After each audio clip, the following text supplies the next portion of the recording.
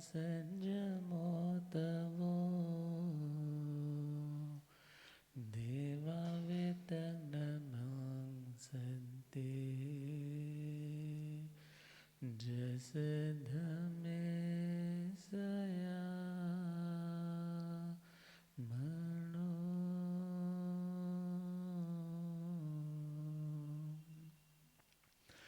प्रभु वीर के पावन कथा प्रभु वीर के पावन पावन बनाएंगे झड़ जाएंगे दुख जीवन के सावन ये लाएंगे सावन ये महावीर के पावन कथा महावीर के पावन कथा पावन बनाएंगे झड़ जाएंगे दुख जीवन के सावन ये लाएंगे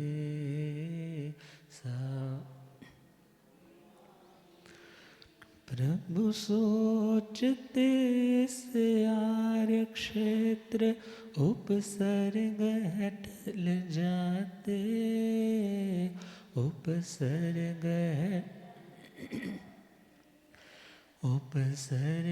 हटल जाते अनार्य क्षेत्र में कर्म पुराने जल्दी फल जाते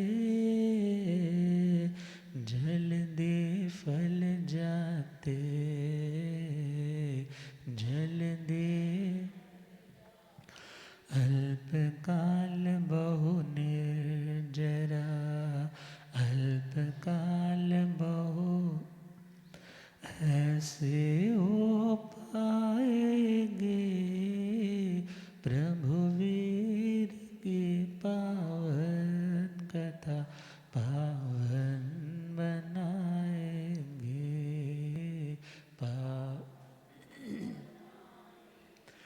पांचवा ये वर्ष साधना का है कष्ट काजे का है कष्ट काजे का है कष्ट वज्र भूमि और शुभ्र भूमि मानो संकट काजे मानो संकट काजे मानो पूर्ण कलश उस गाँव में पूर्ण कलश उस गाँव में घटना ये आएंगे प्रभु वीर के पावन कथा पावन बनाएंगे पावन चोरों ने सोचा शकुन बुरा और खींची है तलवार खींची है तलवार खींची है इंद्र की शक्ति से चोरों का चले न कोई वार चले न कोई वार चले न प्रभु वीर की ये साधना प्रभु वीर की ये बढ़ती जाएंगे प्रभु वीर की पावन कथा पावन बनाएंगे पावन अनंत आनंद शांति के निकेतन शासनपति श्रमण भगवान महावीर स्वामी के पावन चरण अरविंदों में हार्दिक भावना वंदन नमः। मेरे अंधेरे जीवन को रोशनी प्रदान करने वाले परम उपकारी आगम ज्ञान के भंडार आगम ज्ञाता आगम पुरुष जिन शास्त्र रतन हिमाचल केसरी उपाध्याय भगवंत श्रद्धेय गुरुदेव श्री जितेंद्र मुनि जी महाराज साहब के पावन चरण कमलों में हार्दिक भावना वंदन नमः। पाठ पर विराजमान तपस्वी रतन श्री प्रभु मुनि जी महाराज साहब के चरणों में वंदन। पाठ पर शोभायमान प्रवचन प्रभाविका महासाध्वी श्री सुयश प्रभा जी महाराज साहब, मधुर वक्ता महासाध्वी श्री आराधना जी महाराज साहब, धर्म सभा में उपस्थित धर्म अनुरागियों, सुशीलवती माताओं एवं बहनों, असीम पुण्य दे से भाग्य दे से आप सबको संतों का समागम और श्रमण भगवान महावीर स्वामी की मंगलकारी प्रेरणादायक साधना की महायात्रा का पावन श्रवण मिल रहा है। प्रभु महावीर स्वामी जिन्होंने आर्य क्षेत्र में इतने समय तक घोर संकट भी झेले, लोगों को कुछ कुछ पता भी लगने लग पड़ा कि यह आने वाले भावी 24 में तीर्थंकर होंगे, क्योंकि इनकी साधना में निश्चलता ये सामान्य साधुओं में दिखाई नहीं देती। मगर भगवान ने जब देखा कि मेघ ने मेरे को इसलिए छोड़ दिया क्योंकि उसने मेरे को पूर्व समय में गृहस्थ दशा में महलों में देख रखा है, अब प्रभु सोचते हैं कि मुझे शीघ्र अतिशीघ्र कैवल्य की ओर बढ़ना है। अब मुझे उस परिचित क्षेत्र में विचरण करना है जहाँ के लोग अनार्य हो, अधर्मी हो, हिंसक हो, जहाँ आहार की भी सुविधा ना हो, ठहरने की भी सुविधा ना हो, अर्थात जितने ज़्यादा कष्ट आएंगे मेरे कर्म उतने ही ज़्यादा कट पाएंगे। तो भगवान ने यह निश्चय करके लाड देश की ओर वज्र भूमि शुभ्र भूमि और इन दो भूमियों के बीच में अजय नाम की नदी बहती है। इसका वर्णन आचार्य जी सूत्र की चूलिकाओं में आता है। तो प्रभु ने वहाँ पर विचरण करने का मन बनाया, गौशाला भी साथ साथ है। अब सोचना है गौशाला कैसा भी था, मगर जब तक रहा उसने भगवान का साथ नहीं छोड़ा। भले उसकी इंटेंशन ये रही होगी कि मेरे को भी कोई ऐसी उपलब्धि हो जाएगी जो इन्होंने प्राप्त कर रखी है, मगर फिर भी वो प्रभु के साथ साथ चला रहता। और वो समय आया जब प्रभु उस लाड देश की ओर बढ़ रहे हैं और वहाँ पर एक गांव है पूर्ण कलश नाम का, और पूर्ण कलश नाम के उस ग्राम के अंदर प्रवेश करते टाइम उधर से कुछ चोर आ रहे हैं जिनके हाथों में तलवारें हैं। अब वो तो इसलिए निकले हैं कि हमें किसी भी तरह का कोई विघ्न, कोई रुकावट चोरी करने में ना आए। अब उन्होंने सोचा कि ये तो अब शकुन हो गया। ये क्या हो गया? अब शकुन हो गया कि ये तो बिल्कुल ही कपड़ा भी तन पे नहीं है, ये ना हो कि हमारे भी कपड़े उतर जाएं, हम पकड़े जाएं। तो उन्होंने तलवार लेकर के उनको काटने का, मारने का मन बनाया और दोनों को पकड़ करके गर्दन काटने ही लगे हैं। और इधर से स्वधर्मेंद्र महाराज उनका आसन चलायमान। क्योंकि मरणांतिक कष्ट आने पर वैसे तो सिद्धार्थ की नियुक्ति है, मगर फिर भी मालिक क्या सोचता है, कहीं वो कुछ प्रमाद ना कर बैठे, कुछ अनहोनी ना घट जाए। भले निश्चय से जो निरुपक्रमी आयुष्य वाले हैं तो उनकी आयुष्य प्राणांत कष्ट वाले समय में भी कटने वाली, खत्म होने वाली नहीं होती। तो स्वधर्मेंद्र महाराज ने आकर के उन दोनों आतताइयों को नष्ट कर दिया, ये वर्णन भी आता है। उनको समझा करके अलग कर दिया, ऐसा वर्णन भी। तो उन दोनों के द्वारा जो विपदा आ रही थी, उन चोरों के द्वारा जो विपत्ति प्रभु के ऊपर आ रही थी, वो तो टल गई। मगर अब लाट देश के लोग कैसे होंगे, क्या वर्णन आएगा? क्योंकि आचार्य सूत्र में ही आर्य सुधर्मा स्वामी जी महाराज फरमाते हैं कि श्रमण भगवान महावीर स्वामी ने जो असह्य दुस्सह्य जिनको आसानी से हर कोई सह नहीं पाता, उन कष्टों को भी प्रभु ने हंसते हंसते झेला। और लोगों में ना तो धर्म का कोई ज्ञान है, ना संतों के प्रति भक्ति की भावना है। और प्रभु ने जो कष्ट सहे हैं, तो उन कष्टों को सहने का रिजल्ट क्या आया होगा?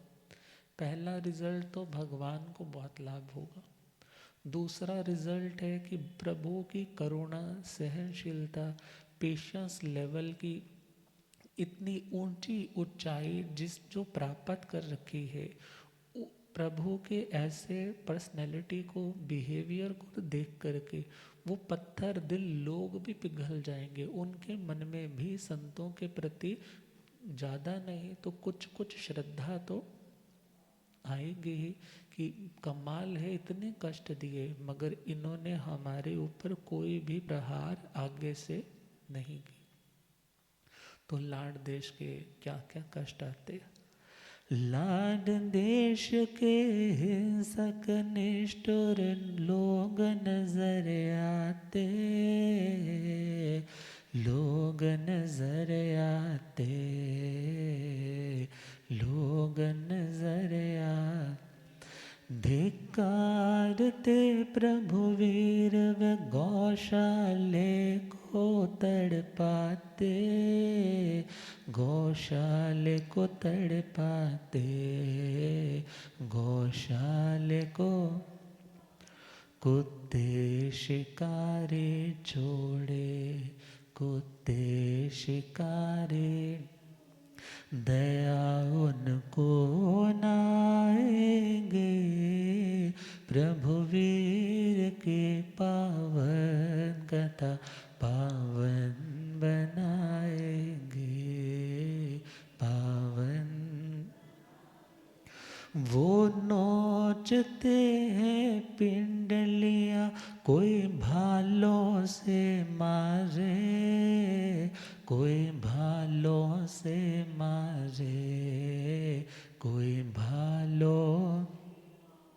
कोई बाल खींच भूमि पे गिराए, पत्थर कोई मारे,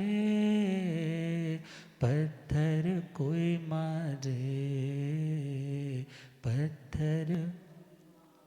कोई थूके धूली फेंके, ओ कोई थूके धूली फेंक, समता प्रभु की न जाएगी, प्रभु वीर की पावन कथा पावन बनाएंगे, पावन। प्रभु वीर के पावन कथा महावीर के पावन बनाएंगे, झड़ जाएंगे दुख जीवन के, सावन ये लाएंगे, सावन।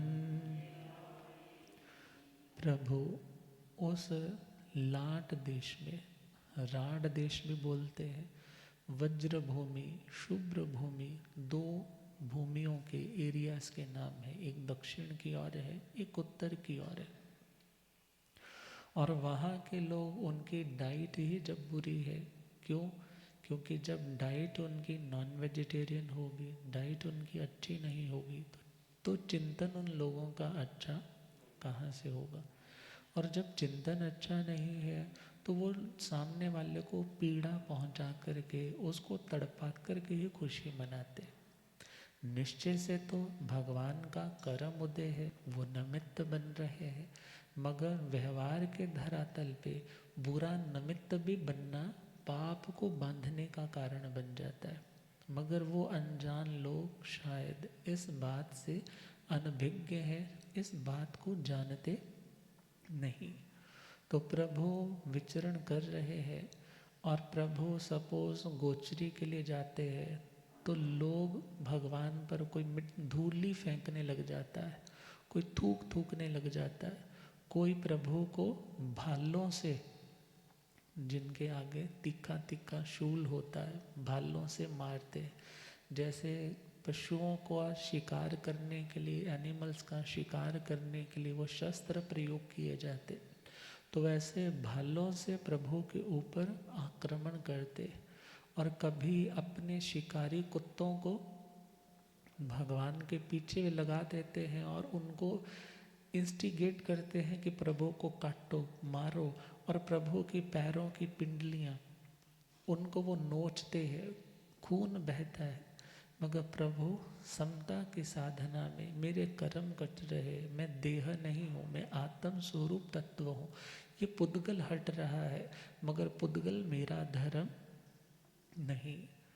अब वो लोग जब प्रभु के इतने उपसर्गों को, कष्टों को देखते हैं, तो वो तालियां बजा बजा करके खुश होते। एक तो पाप, और उस पाप को देख करके भी खुशी मनाना निकाचित कर्म बंध का कारण बन जाता है।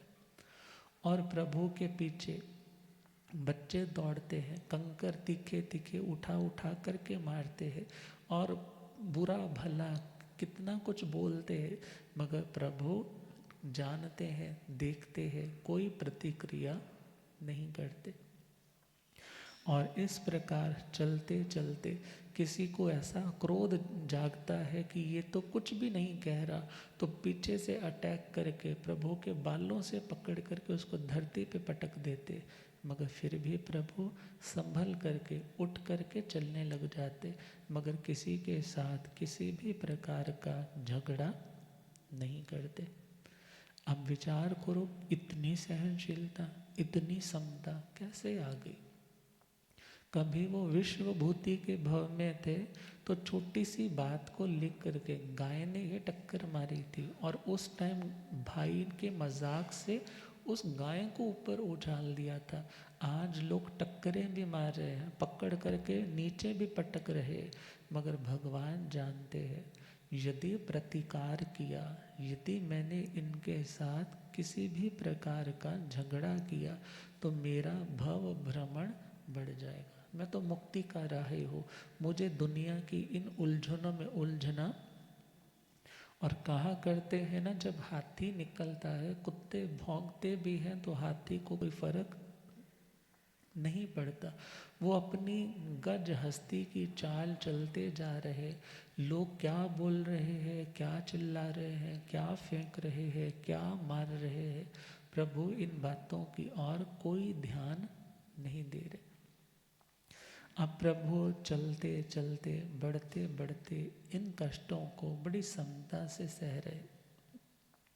और वो समय भी आया जब प्रभु चलते चलते भद्रिका नगरी की ओर पहुंच जाते। मीन्स ये एक टाइम ड्यूरेशन था उन कष्टों को काटने का, मगर चौमासा आकर के आर्य क्षेत्र में करते, आर्य भूमि में आकर के चौमासा करते। तो आगे क्या लिखा? प्रभु वीर के पावन कथा, प्रभु वीर पावन बनाएंगे, झड़ जाएंगे दुख जीवन के, सावन्य लाएंगे, सावन्य जब प्रभु उस अनार्य क्षेत्र में थे, भोजन तो कहाँ शुद्ध मिला होगा, लेते ही नहीं होंगे। यदि कोई देता होगा तो बचा खुचा कुछ मिल गया, यदि कोई शुद्ध हुआ, मगर शुद्ध होने के चांस भी कम, तो गोचरी अलाभ परिसह भी बहुत ज़्यादा है। और प्रभु यदि ध्यान की अवस्था में खड़े हो जाते तो लोग उन्हें धक्का देकर के नीचे गिरा देते। और यदि प्रभु सपोज बैठ कर के ध्यान करने की कोशिश करते तो उन्हें उठा कर के, जैसे गेंद को लोग कभी इधर फेंकते हैं कभी उधर फेंकते हैं, पैरों से जैसे फुटबॉल को ठोकरे मारते हैं, तो प्रभु को गिरा कर के उनको ठोकरे मारते। मगर प्रभु समर्थ थे, प्रभु समता मूर्ति थे, प्रभु सबका कल्याण चाहने वाले थे। भगवान सोच रहे हैं मेरे कर्म कट रहे हैं, मैं जितनी शांति रखूंगा मेरी अनंत कर्मों की निर्जरा हो जाएगी। तो इस प्रकार वहाँ से चलते चलते मलय देश की भद्दिला नगरी की ओर प्रभु का पदार्पण होता है। मलय देश की भद्दिला नगरी 5वां वर्षावा 5वां वर्षावा 5वां वर्षा विशिष्ट आसनों सहित किया चौमासी का उपवास, चौमासी उपवास, चौमासी उपवास। शुभ पारणे की घड़िया, शुभ पारणे की घड़ी नगर से बाहर आएगी, प्रभु वीर की पावन कथा पावन बनाएगी, पावन। तो प्रभु चलते चलते मलय देश की भद्दिला नगरी में पधारते और उस भद्दिला नगरी में प्रभु चौमासा करते और चौमासे के साथ साथ चतुर्मासी तप भी करते। चारों ही महीने प्रभु ने निराहार साधना की, न भोजन ग्रहण किया न पानी ग्रहण किया। और उसमें भी विशिष्ट आसनों के माध्यम से, कभी वीर आसन है, कभी उत्कट आसन है इत्यादि, जिसमें और ज़्यादा कष्ट महसूस हो सके, अर्थात तन को साधते साधते मन को साध रहे। वो 4 महीने की तपस्या और 4 महीने की तपस्या के साथ चतुर्मास कंप्लीट हो गया। मगर पारणा प्रभु ने भद्दिला नगरी में नहीं किया, बल्कि नगरी से आपको पता चल जाए महाराज जी की अठाई चल रही है और महाराज जी विहार करके शहर जाके पारणा करेंगे, तो आप क्या करोगे? नहीं महाराज जी, पारणा तो चाहे पारने के बाद शाम को चले जाना, मगर पारणा तो हमें दे करके जाना। मगर प्रभु का तो कितना लंबा टाइम, 4 महीने का। कुछ यह भी है, प्रभु अपने मुख से कभी ये बताते ही नहीं थे कि मेरी इतनी तपस्या होगी, मेरा ये तप चल रहा है। मगर जब शिष्यों ने तीर्थंकर बनने के बाद ये सब कुछ पूछा कि प्रभु आप कैसे इतने उत्तम स्थान तक पहुँचे, आपकी क्या साधना थी, तो वो साधना का वर्णन तब सुनाया जाएगा, मात्र प्रेरणा के लिए, खुद को ऊंचा सिद्ध करने के लिए नहीं कि मैंने बहुत साधना की। तो प्रभु शुभ पारणा उस नगरी से बाहर आकर के करेंगे और उस भद्रिका नगरी से चलते चलते प्रभु आगे कदली समागम और जम्बू खंड नामक स्थानों पर विचरण करेंगे। और उन उद्यानों में गौशाले की मस्तियाँ, गौशाले की घटनाएं वो भी आ रहे हैं। विहार करके कदली समागम जम्बू खंड आए, जम्बू खंड आए, जम्बू पाश प्रभु के नंदिशेन मुनि बहु श्रुत पद पाए, बहु श्रुत पद पाए, बहु श्रुत। गौशाले की चर्चा संतों संग फिर से आएंगे, प्रभु वीर की पावन कथा पावन बनाएंगे, पावन। एक्चुअली हो क्या रहा है, हमें तो जस्ट एक बहुत बड़ा वट वृक्ष दिख रहा है कि भगवान, मगर हमें ये नहीं पता कि उस वट वृक्ष को तैयार होने में कितना समय लगा।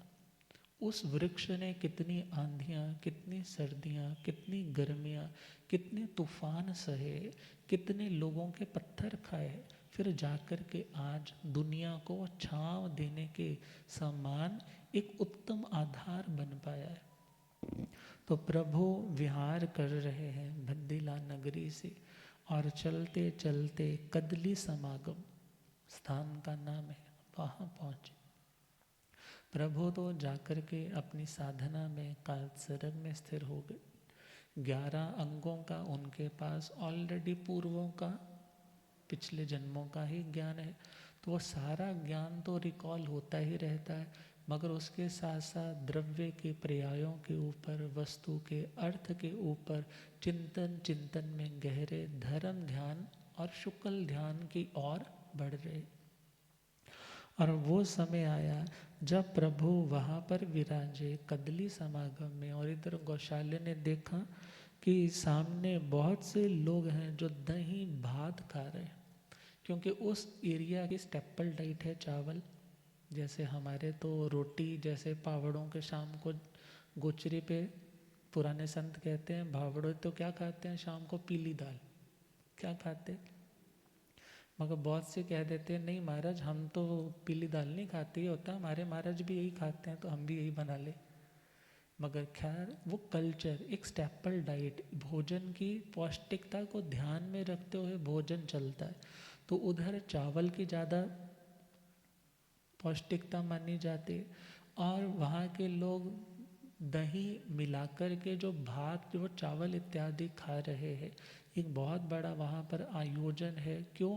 क्योंकि वहाँ पर जो जो लोग लेबर का वर्क करने वाले हैं उनको एक तरह से एक रिफ्रेशमेंट देने के लिए एक बहुत बड़ा मंडप लगा करके उनको वो भोजन खिलाया जा रहा था। तो गौशाले ने देखा कि दही भात बन रहा है, अब लोग खाने के लिए बैठ गए हैं, तो उसका मन क्या हुआ, मैं भी वहाँ पर जा कर के भिक्षा की याचना करूँ। और वहाँ पर पहुँचता है, गरम गरम वो चावल और दही ले तो लिए है, मगर वो बोलता है मेरे पास तो बर्तन नहीं है, तुम बर्तन दे दो या तो कोई, मगर मैं चाहता हूँ भर कर के मेरे को मिले। क्योंकि बहुत बार जब किसी का उपवास होता है तो अगले दिन वो क्या सोचता है, मैं इतना पानी पी जाऊँगा, हाँ प्यास के मारे गला सूख रहा होता है, मिश्री डाल लूँगा, वो डाल लूँगा, फिर सारा पानी पी लूँगा, मगर जब टाइम आता है तो 1-2 गिलास से ज़्यादा नहीं पिया जाता। उसको भी भूख लग रही होगी, इतने समय से चल कर आ रहा है, सहन नहीं पाया, और क्या बोला, मेरे को अच्छे से एक बार में अच्छे से भर करके डाल के दे दीजिए। तो उन्होंने भर करके डाल के दे दिया, मगर खाया गया नहीं। जब खाया नहीं गया, उनका रूल था कि फेंकना नहीं है, तो उन लोगों ने क्या किया, तुम खाओ वरना हमें सारा बचा हुआ भोजन तुम्हारे शरीर पे फेंक देंगे। तो उससे खाया नहीं गया, उसके ऊपर ही वो सारी खिचड़ी जो मिली हुई थी गरम गरम, वो कूदता उछलता हुआ भगवान के पास आता है। कितने घटिया लोग हैं, खिलाते भी हैं और दुत्कार भी देते हैं। अब चलते चलते प्रभु वहाँ से विहार कर देते हैं, जम्बूखंड नामक स्थान पर पहुँचते, और वहाँ पर लावक नाम का भोजन, मतलब यहाँ पर दही नहीं बल्कि दूध और चावल, जैसे अपने इधर खीर होती है वो बन रही थी। उसने सोचा चलो यहाँ के लोग तो अच्छे होंगे, तो कल बात हुई थी ना कि कौवे को पत्थर क्यों पड़ते हैं, क्योंकि वो अपनी नेचर, अपनी हैबिट नहीं चेंज कर पाता। अब वो वहाँ पर भी वही काम करता है, ज़्यादा डलवा लेता है, बच जाती है और लोग उसके ऊपर ही फेंक देते हैं।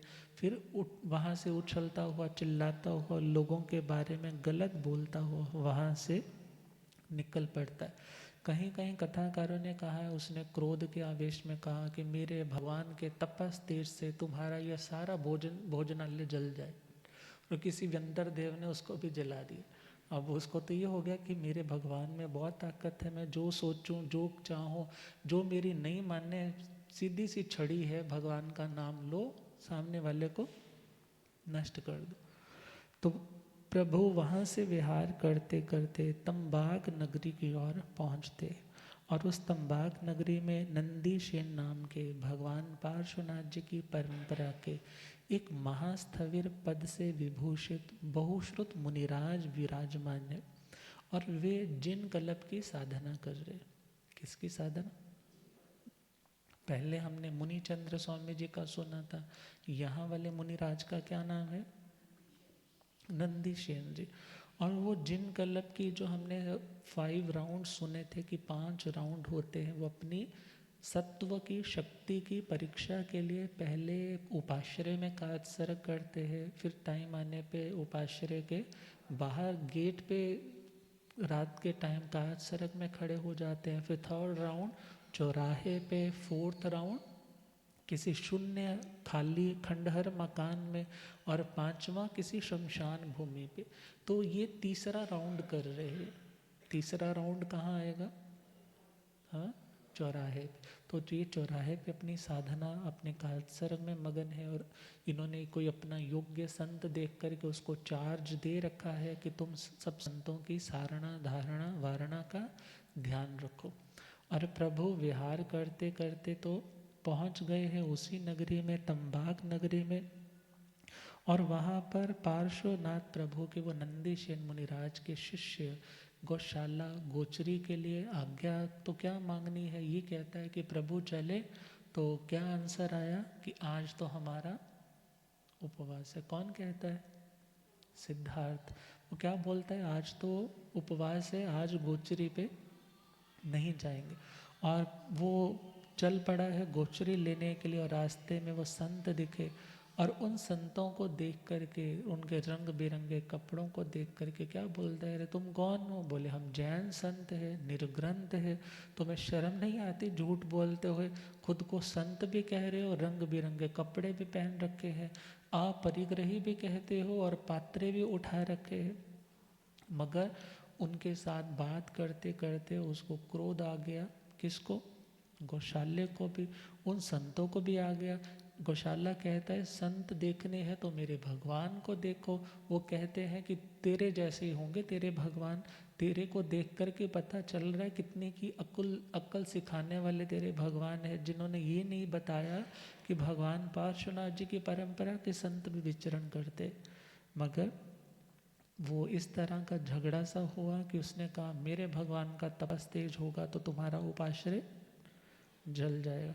उपाश्रय तो नहीं जलता है, तो वो लौट करके आते हैं, वही सेम घटना आती।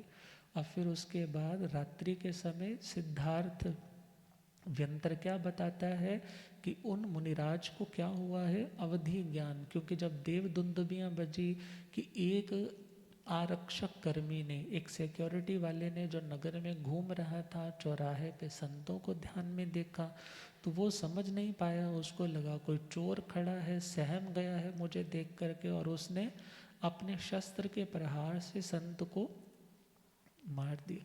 मगर वो अपने शुद्ध परिणामों के कारण अवधि ज्ञान को भी प्राप्त करते हैं, और आराधक होकर के काल करते।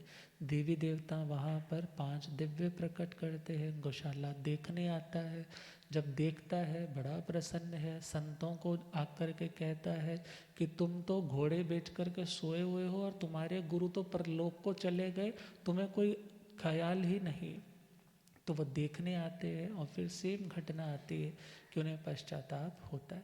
इस प्रकार प्रभु वहाँ से चल करके, वहाँ से बढ़ते बढ़ते प्रभु तंबाक नगरी से कूपिका सन्निवेश की ओर बढ़ते। कहाँ पर? कूपिका सन्निवेश।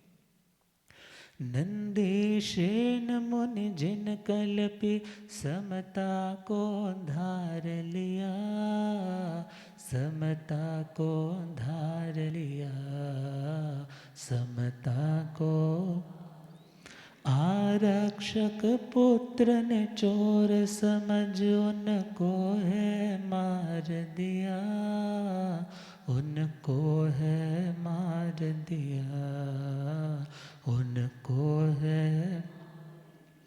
आराधक हो के अवधि, आराधक हो के अवधि ज्ञान के ज्योति आएंगे, प्रभु वीर की पावन कथा पावन बनाएंगे, पावन।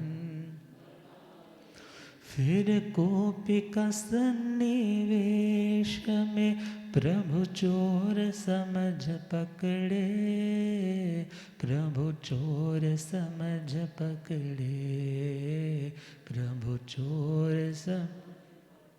विजया प्रगल्भा सुना कि भिक्षु बंधन में जकड़े, बंधन में जकड़े, बंधन। उनकी महिमा वर्णित कर, उनकी महिमा वर्णित कर कैद से मुक्त कराएंगे, प्रभु वीर के पावन कथा पावन। गौशाला प्रभु को छोड़ के अकेला करे विहार, अकेला। उस पागल पागल कहकर चोरों ने भी दी दुत्कार, सबने दी दुत्कार। फिर भद्रिका में प्रभु वीर की शरण सुहाएंगे, प्रभु वीर की पावन कथा पावन पावन। प्रभु वहाँ से विहार कर देते तुम्बक नाम के उस नगर से, और चलते चलते कूपिका सन्निवेश की ओर बढ़ते। और कूपिका सन्निवेश में जहाँ पर रक्षा कर्मी, उन्हें लगा ये कोई गुप्तचर है, क्योंकि इनकी वियरिंग कोई कपड़ा नहीं है, ये शायद कोई हमारी सूचनाएं इकट्ठी करके शत्रु राजा तक ट्रांसफ़र करेंगे। तो उन्होंने उन दोनों को पकड़ लिया, पकड़ा तो मारा भी, पूछा भी तुम कौन हो। भगवान ने तो एक ही आंसर दिया, मैं भिक्षु हूँ। कौन हूँ? मगर आपके सिक्योरिटी वाला आपकी कॉलोनी में सपोज करो कोई ऐसा, जब कोविड का टाइम भी था तो कितनी सिक्योरिटी टाइट थी, प्रवचन भी होता था मगर वहाँ गेट क्या हो जाता था, बंद करवा देते थे। अब किसी ने सपोज आना है और किसी के घर रिश्तेदार से मिलना है तो वो जस्ट ये बोल ले, बस बोल दो जैन साहब आए हैं। कौन आए? वो क्या बोलेगा, भाई ये कोई परिचय थोड़ा हुआ, तुम लिखवाओ तुम कहाँ से आए हो, तुम्हारा फ़ोन नंबर क्या है, तुम क्या काम करते हो, तुम्हारी क्या रिश्तेदारी है। अब वो लोग भी पूछ रहे हैं तो तुम इस नगर में आए हो, कहाँ से आए हो, किसके बेटे हो, क्या काम करते हो, क्यों आए हो, ये हमें बताओ। मगर भगवान मात्र इतना कहा, मैं भिक्षु, मैं साधु। मगर ये जो जानकारी थी सफिशिएंट नहीं थी उनके अकॉर्डिंगली, तो उन्होंने बंधन में बांध लिया, मारा पीटा भी और जेल खाने में कैद में रख दिया। सोचा कि सुबह होगी तो सुबह जा कर के देखेंगे, राजा के सामने प्रस्तुत करेंगे। मगर अब सारे नगर में शोर पड़ गया कि भिक्षु कोई साधु है, और उस साधु को चोर समझ करके कहाँ रखा गया है, जेल में रखा गया। अब आपके ही नगर में सपोज करो ना ऐसी कोई भी घटना सुनने में आ जाए कि महाराज को कोई पुलिस पकड़ के ले गई, तो सबके तो क्या हो जाएंगे, सुनकर के अरे संतों को ले गई, संतों ने ऐसा क्या अपराध किया। तो विजया और प्रगल्भा ये जो पहले परिव्राजिकाएं थी, पहले साध्वियाँ थी, फिर परिव्राजिकाएं बन गई। भगवान पार्श्वनाथ जी की परंपरा की ये साध्वियाँ थी। संयम तप की आराधना इनके बस की बात न रह पाई। इन्हें लगा कि हमें कुछ और फ्लेक्सिबिलिटीज चाहिए, तो भगवान का संग छोड़ा, मगर परिव्राजक दीक्षा अंगीकार की। भगवान के शासन के प्रति प्रेम है, संत सतियों के प्रति भी मन में प्रेम है, वैर नहीं है उनके प्रति। जब उन्हें सूचना मिली कि कोई भिक्षु ऐसे पकड़ा गया है, कैद खाने में है, तो उन परिव्राजिकाओं का उस टाइम में अच्छा रुतबा होता था और वो पहुंच जाती है जहाँ पर जेल खाने में कैद कर रखा है, कैद खाने में कैद कर रखा है। रक्षा कर्मियों से जाकर के कहती है, अरे तुम जानते हो ये कौन है? गुरुदेव पधारे। हो रब मेरा साथ गुरु बन के,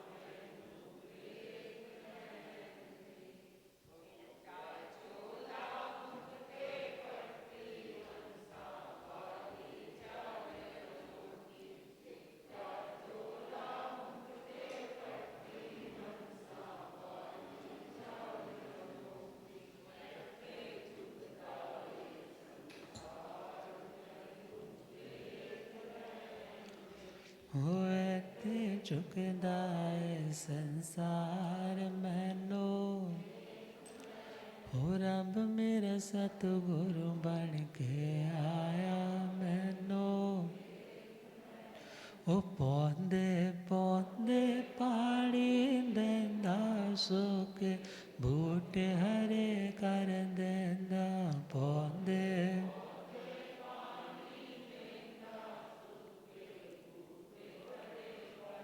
हो केड़ा माली बन के आया मैनो, हो रब मेरा सतगुरु बन के आया मैनो। भूलिया गम ज्ञाता आगम पुरुष जिन शास्त्र तंधि हिमाचल केसरी उपाध्याय भगवंत श्रद्धे गुरुदेव श्री जितेंद्र मुनि जी।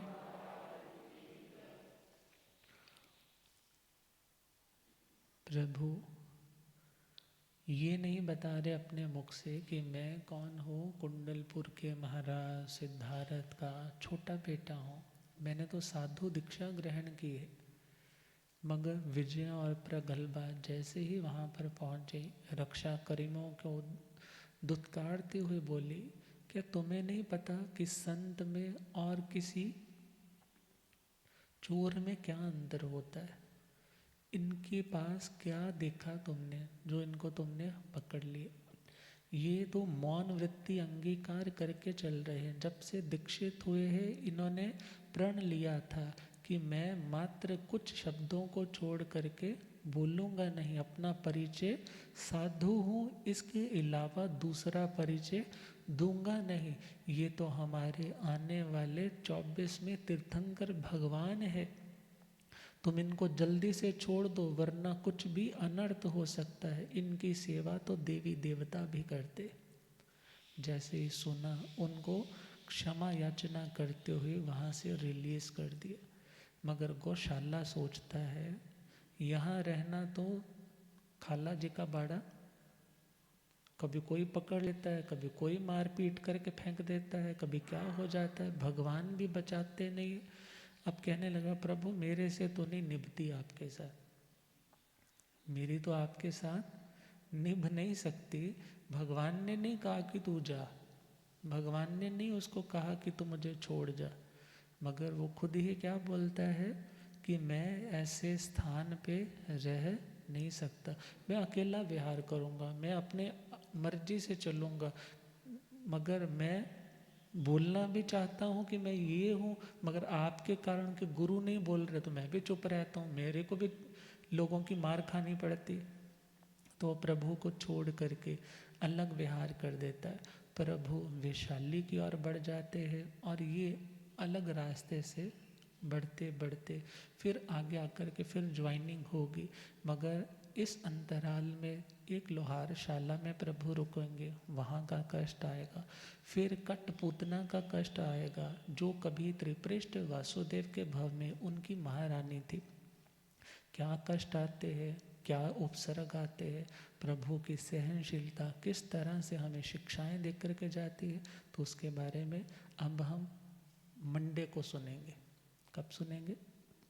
मंडे को सुनेंगे। कल का दिन, परसों का दिन ऑनलाइन की भी छुट्टी रहेगी, क्योंकि महाराज साहब पधार रहे हैं, तो उसके अनुरूप, क्योंकि सुनने वाले भी बहुत सारे हैं, तो वो वेटिंग में ना रहे, तो अच्छा रहेगा। पहले से प्रिपेयर रहें, पुराना रिवाइज कर लें, बहुत सारा डाटा आपके पास है।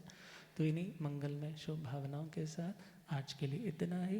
प्रभु वीर के पावन कथा, महावीर के पावन पावन बनाएंगे, झड़ जाएंगे दुख जीवन के, सावन्य लाएंगे सावन्य।